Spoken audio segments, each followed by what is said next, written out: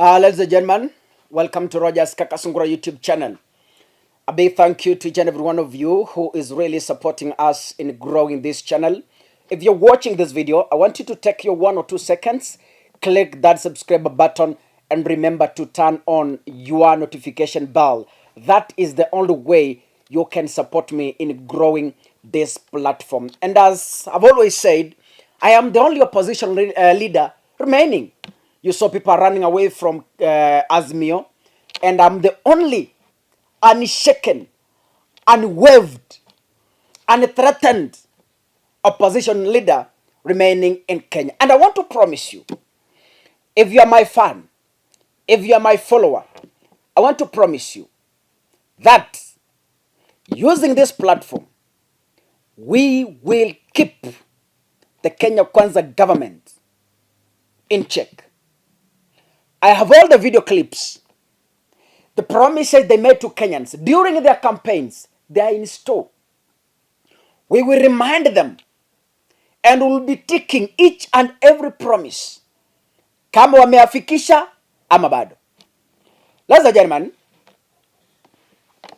today I want to address an issue that has hit the headlines since last night. You know, the question I will be answering today is one. Away from campaign innuendos, away from campaign allegations, what is the true picture on the ground? That is the question I will be answering. So by the end of my presentation, I'm pouring not one answer, not two, not three. I'm pouring answers on what is the real picture on the ground. The campaign period has ended, and now I want us to face reality. It's called colliding head-on with reality. Yes, Ruto is now officially the 5th president of the Republic of Kenya. But then, what is the real picture in government as compared to what we were being told during the campaigns? Ladies and gentlemen, when our president was in Meru, he painted the true picture in government. As much as he was blaming Uhuru for borrowing, the reality number one he met in government is there is no way Kenya will survive minus borrowing. That is the bitter reality. So akasema, Kenyans, please forgive me. Lazima tuzidi kuchimba shimo. That is a fact. Kenya can never operate without borrowing.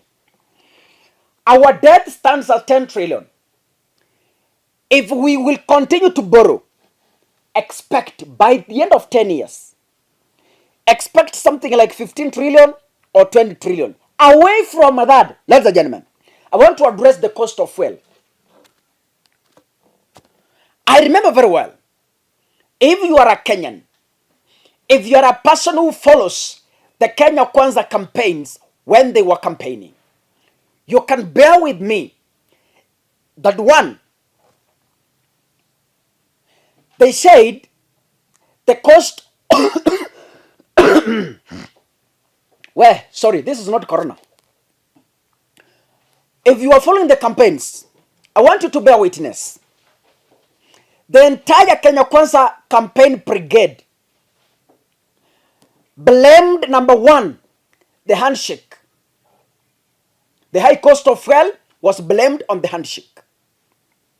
Number two, the high cost of fuel was blamed on Uhuru Kenyatta, careless borrowing. Number three, the high cost of fuel, they blamed the government of not providing subsidy so that the cost of fuel can go down. Ladies and gentlemen, with all these allegations, what is the real picture in government? I remember very well, if my mind serves me well, Ndindi Nyoro made very serious allegations in a public meeting where the Kenya Kwanza team was attending. He said the handshake has made it difficult for Kenyans to afford petrol. The handshake has made it difficult for Kenyans to afford unga. Ladies and gentlemen, before I proceed, this is Ndindi Nyoro's sentiments. Today marks the anniversary of the biggest tragedy in Kenya called the handshake. The handshake is a tragedy and a catastrophe that happened in our Republic of Kenya. Nchi yetu ilikuwa na mwelekeo mzuri, lakini tangu rais wasikane kwa salamu na yule mzee wa kitendawili, tumeona bei ya bidhaa yote Kenya inaenda juu. Tumeona deni inaenda juu. The debt that President Kibaki left at 1.8 trillion and during the first term of President Uhuru was around 4.5 trillion. Tukiongea kwa saa hii imefika 12 trillion. The handshake regime has borrowed over 7.2 trillion. And every Kenyan, including a young child, is indebted to a tune of 255,000. Rais wetu hii salamu mulisalimiana na huyo mzee imeagamiza wa Kenya. Gasi imeenda juu, mafuta imeenda juu, uga imeenda juu, wa Kenya wanaumia. Hiyo salamu ni utapeli ya hali ya juu zaidi. Wani rais wetu, nataka nikwambia nikiwa Tana River, tagu usalimia huyo mzee, ni wewe tu na huyo mzee munafurahia, kwa sababu wewe na watu wanakukaribia munaweza kupora serikali bila ya opposition kuangalia. Kwa hivyo that is a tragedy na ambayo ilifanyika katika nchi ya Kenya. Ladies and gentlemen, you've heard him. Now, as we speak today, when Ndindi Nyoro was blaming the handshake in this video clip, my mind serves me well. The cost of petrol was around 147 or 48 shillings, around there. As we speak now, we do not have the handshake. Uhuru is not government. The official president of the Republic of Kenya, as we speak today, is His Excellency William Samoei Ruto. And as we speak, just 3 days in office, petrol is retailing at 180 shillings. Now, he was telling Kenyans that subsidy is not necessary. But I remember very well, at a press conference in Karen, when he was the deputy president, William Ruto questioned Uhuru Kenyatta on why he cannot provide subsidy on fuel. By then, subsidy was necessary. But today, subsidy is not necessary to Kenyans. Ladies and gentlemen. Number 2, at a public rally, at a public forum, at a public meeting, our president of the Republic of Kenya, by then the deputy president, I remember very well, he said, wale watu, meaning Uhuru Kenyatta and Raila Odinga, kazi yao ni vitina, badala ya kupatia bei ya mafuta first priority. That is what he said. Badala ya wao kwanza kushughulikia bei ya mafuta, kazi yao ni vitina kwangu. And this is William Ruto's speech at that time. Mafuta ndio imepanda bei. Si namna hiyo? Sasa badala ya watu kushughulikia mafuta, wanaanza mambo ya fitina, ati wananipangia. Sasa mnanipangia nini? Pangieni mafuta kwanza iteremuke chini. I want us to put politics aside and face reality as Kenyans. Maisha yetu sisi wa Kenya. Politicians can afford. Hata kama bei ya petroli itaenda 600 per liter. Wow, they can still afford. Because after all, serikali ndio inawekea mafuta. Now, can we face our lives as Kenyans? Kakasungura mimi mtu anategemea YouTube. Kakasungura mimi mtu ambaye anategemea biashara yangu ndogo. Kufuel my car, niende nitafute stock. How do I afford fuel? This is the question and this is the debate we should be running as Kenyans. Haijalishi uko Azimio, haijalishi uko Kenya Kwanza. In the clip you've watched, our able, honorable deputy president, by then, now the president, was telling Uhuru that in your government, the only thing you should give priority is the cost of fuel. Now, our deputy president by then is in government as the president. Ladies and gentlemen. But what is he giving a priority? Number one, the judiciary. Ameongezea budget. Hiyo ndio priority yake. When he was campaigning, the priority could have been in Uhuru government, the cost of fuel. But today, when he has been given power, the first priority is to promote judges and swear them in and add them budget. Number two, the priority, in fact, hii nayo alifanya, alitoka Kasarani, akafika State House, akaitisha hiyo executive order. Niletee hapa. Poti toke Naivasha, ifike Mombasa. That's a priority. As the cost of fuel is increasing, no one is telling us why.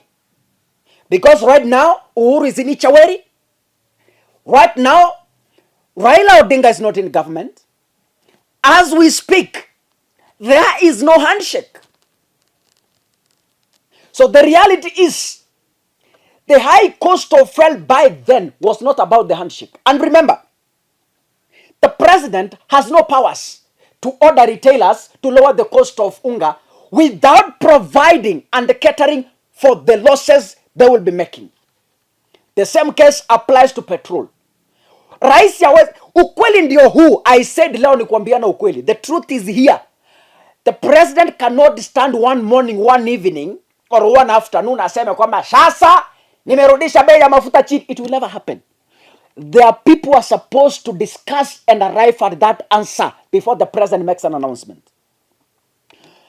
William Ruto cannot stand today atuambie, I have lowered the cost of unga. He must first sit down with stakeholders. They discuss, je, haya mambo yatawezekana? Yakiwezekana, sawa. Yasipowezekana naambiwa ndugu, go and sit.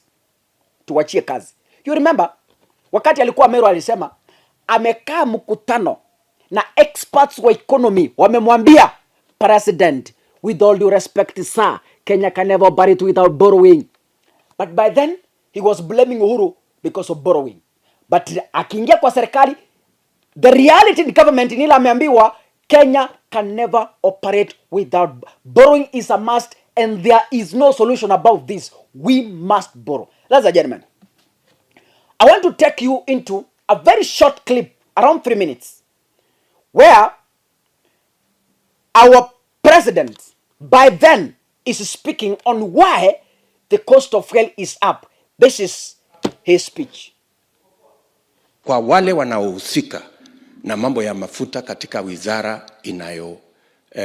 wizara ya mambo ya petroli na mafuta, ile cartel ya ufisadi iko pale, ndio inasababisha bei ya mafuta hapa Kenya kuzidi bei ya mafuta Uganda, na hiyo mafuta inapitia Kenya ikienda Uganda. Jameni, unaweza kutueleza vipi ati bei ya mafuta hapa Kenya mahali ni karibu na mahali mafuta inatoka iko bei juu kuliko Uganda, na Uganda inachukua mafuta kutoka hapa kwetu? That is the explanation that Kenyans want to know. The corruption cartel at the Ministry of Petroleum should explain to Kenyans why dealers have increased their profits from 9 shillings to 12 shillings. Why the ministry is protecting the whole market and operates now like a cartel that is hurting the ordinary people of Kenya, to the extent that fuel products in Kenya are more expensive than fuel products in Uganda, and yet the same fuel products come from the same destination, pass through Kenya before you go to Tanzania, or even you go to Uganda. The people at the Ministry of Petroleum have questions to answer, and the corruption cartel in the Ministry of Energy must be broken for the prices of fuel products to come down. We must say it unequivocally that there is no other reason. It is not even about the taxes. It is about the corruption in the Ministry of Petroleum that is aiding a few companies to make super profits, while the ordinary citizen in Kenya is suffering high prices. The cartel at the Ministry of Petroleum Products must be dismantled for fuel products, their prices to come down. And we expect it to happen yesterday. We do not expect it to continue, because there is no reason why fuel products in Kenya are higher in terms of price than in our neighboring countries, yet the fuel products pass through Kenya to those other countries. So watu wasiendelee kutupigisha story ati imekosekana mtu ya kujibu. Inakosekana mtu ya kujibu namna gani? Na tuko na a whole state department that is responsible for matters to do with petroleum in Kenya.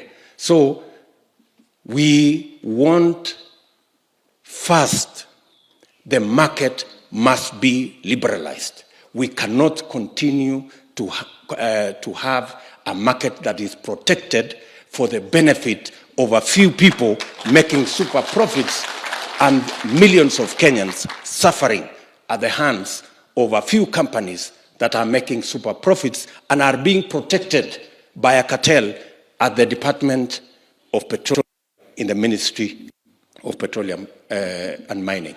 We must dismantle that cartel. Ladies and gentlemen, from that clip, there are things we are learning. One, the deputy president by then was asking Uhuru Kenyatta to first deal with cartels in the petroleum sector. They are the people who have made the cost of fuel to go up, according to him. Umesikia vile amesema? Amesema bei ya mafuta imepanda kwa sababu tuko na cartels kwa sekta ya petroleum. Ladies and gentlemen, mimi nilifikiria our able president now, wakati alitoka Kasarani akiingia State House, the first step ya kwanza mimi nilifikiria ni kufukuza cartel wa mafuta. Vile alikuwa anasema, si umesikia? Amesema kuna cartel. Sasa ako na nguvu ya kufukuza cartel, anangoja nini?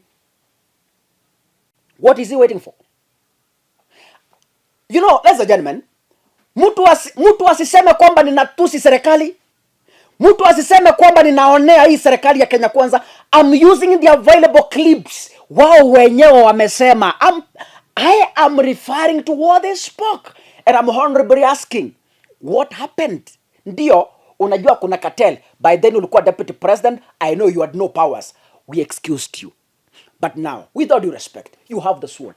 You have the constitution. You are the president. In fact, you are the fifth. To make matters worse, you don't have opposition.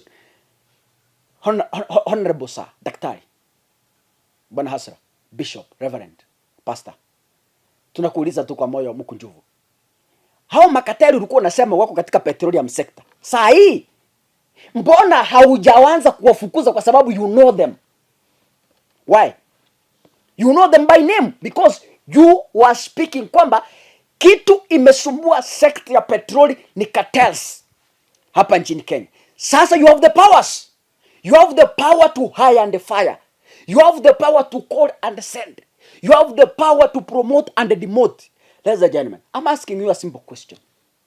When you left Kasarani to State House, why did you leave the cartels still working as our petrol is sailing and soaring higher? Wakenya wenzangu, the reality is there is more suffering than what we are seeing now. Mungu abariki sana. Thank you for watching. Asanteni sana.